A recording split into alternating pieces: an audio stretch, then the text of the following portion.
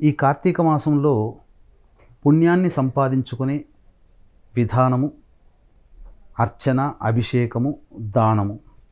ఈ దానములో దీప ప్రజ్వలన, దీపదానము మహా విశేషమైనటువంటి ప్రభావం.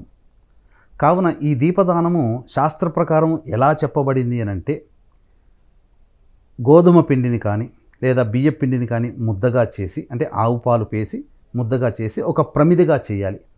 ఆ ప్రమిదిగా చేసినటువంటి దానిలో ముడిపత్తి మనం కొనుక్కోవాలి. బయట దొరికేటువంటి ఒత్తులు కాకుండా ముడిపత్తిని కొనుక్కొని 3 ఒత్తులు చేసి అందులో ఆవు నెయ్యిని కానీ నువ్వుల నూనె కానీ వేసి ఆ ఒత్తినంతా తడిపి వెలిగించి సూర్యోదయ ఉషఃకాలమందు కానీ సూర్యాస్తమయ సంధ్యాకాలమందు కానీ తమ స్వగృహంలో కానీ నదీ తీరమందు కానీ తటాకము దగ్గరనైనా కానీ విష్ణు శివ దేవాలయం అందు కానీ కనీసము రావి చెట్టు కిందనైనా కానీ ఒక సద్బ్రాహ్మణుడికి సంకల్ప విధానముగా దానము, దక్షిణ అనేటువంటిది ఇవ్వాలి.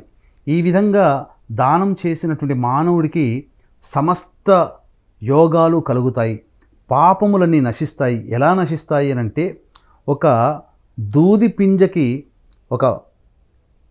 ఈ యొక్క మంట తగిలితే ఏ విధంగా తొందరగా నిప్పు కణిక తగిలితే ఏ విధంగా దూదంతా కాలిపోతుందో ఆ విధంగా వాళ్ళు, అనగా దీపదానము చేసినటువంటి వ్యక్తులు రహస్యముగా, జ్ఞానముగా, అజ్ఞానముగా ఎవరికీ తెలియకుండా చేసిన పాపములన్నీ కూడా నశించిపోతాయి.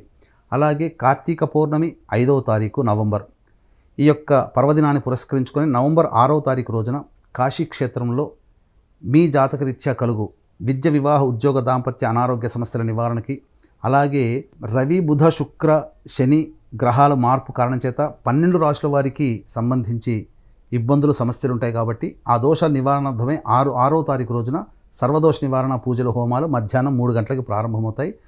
6వ తారీఖు 2 గంటల లోపల మీ గోతనామాదులు నమోదు చేసుకోవచ్చు. నమోదు చేసుకున్నటువంటి వాళ్ళకి శక్తిపాతము చేసినటువంటి కరుంగలి మాల ఇవ్వడం జరుగుతుంది.